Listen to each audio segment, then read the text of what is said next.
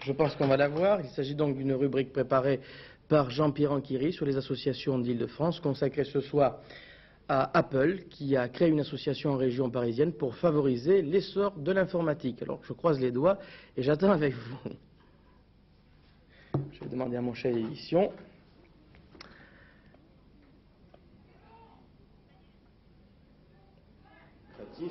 Pour faciliter les échanges entre les informaticiens, est-ce que c'est nouveau en France? Est-ce que vous êtes les premiers? Non, pas du tout. Vous savez, les clubs Microtel, depuis plusieurs années, jouent un rôle très important dans le développement de la culture micro-informatique.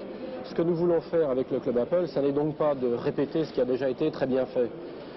C'est plutôt d'essayer de le concentrer dans l'intérêt des utilisateurs qui ont un matériel sur un type de matériel, de leur permettre d'échanger donc plus facilement de l'information, et puis aussi d'éviter, ou plutôt de faciliter la communication entre ce que j'appellerais les pointus et les obtus. Et les clubs micro-informatiques, jusqu'ici, ça a plutôt été des réunions de gens très compétents, qui se réunissaient à cause de leurs compétences, et ça laissait un petit peu à la porte les gens normaux, si j'ose dire, ceux qui s'intéressent à la micro-informatique, à l'informatique personnelle comme outil, et non pas uniquement comme sujet d'études ou de hobbyisme, ou de débat ou de culture. Alors, vous êtes membre du club, qu'est-ce qui vous a amené à y adhérer? Alors, ce que je recherche au niveau du club, c'est un contact avec d'autres passionnés.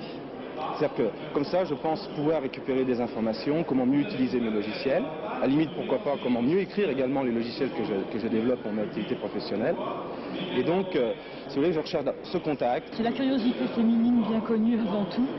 Et puis l'engouement d'un fils de 14 ans tout à fait branché informatique et qui m'a donné envie d'essayer aussi. Et le club, vous y avez adhéré comment? Le club, j'y ai adhéré pour moi et pour lui aussi. J'ai envie de pouvoir faire des échanges de logiciels, puis qu'on m'apprenne aussi toutes les nouveautés, qu'on me les montre. C'est très très intéressant. Ce qui m'intéresse dans le club, c'est les possibilités de rencontre avec les différentes personnes. Et ce qui m'intéresse plus particulièrement dans ce club par rapport à d'autres, c'est le fait qu'il y ait 2000 personnes. Parlez-nous de vos activités.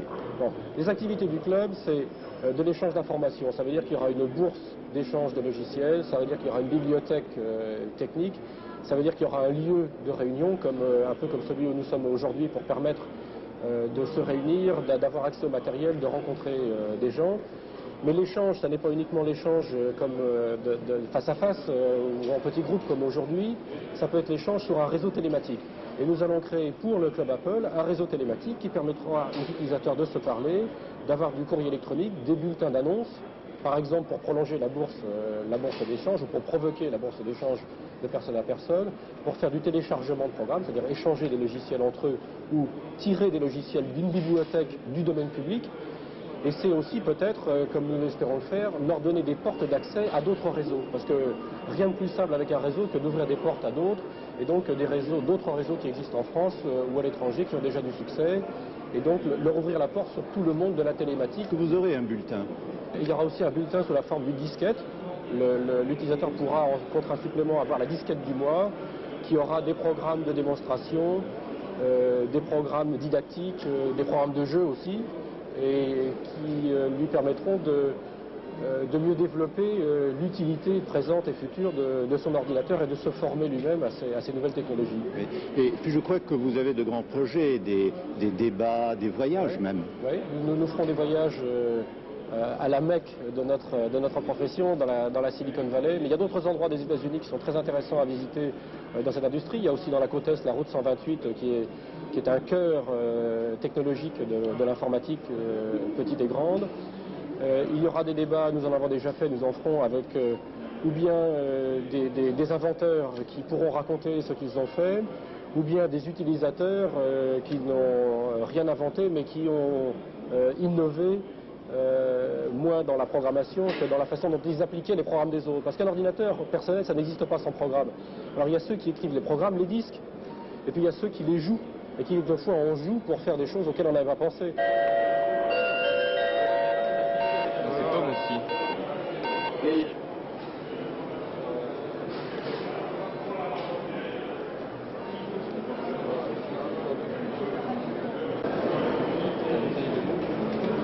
Alors, combien êtes-vous déjà et combien pensez-vous être dans les mois qui viennent? Quand nous avons créé le club, je me disais, si nous sommes 2000 membres fin 84, ça sera bien, on aura quelque chose de solide. Alors, 29 jours après la création du club, nous étions 1575, et dimanche, nous serons plus de 2000. Et à la fin de l'année, nous serons plus de 5000, compte tenu du rythme des adhésions. Alors, c'est très bien pour nous, c'est très réconfortant pour les créateurs du club. Ça nous crée d'excellentes obligations, puisque les cotisations des membres arrivent, eh bien, il va falloir faire quelque chose beaucoup plus vite que nous le pensions. Et donc, dès la rentrée, nous aurons un lieu de rencontre. À la fin de l'année, nous aurons un réseau. Le premier numéro du bulletin mensuel sera à la fin du mois. La première disquette du mois sera faite en juillet. Bref, les membres nous pressent. C'est très agréable.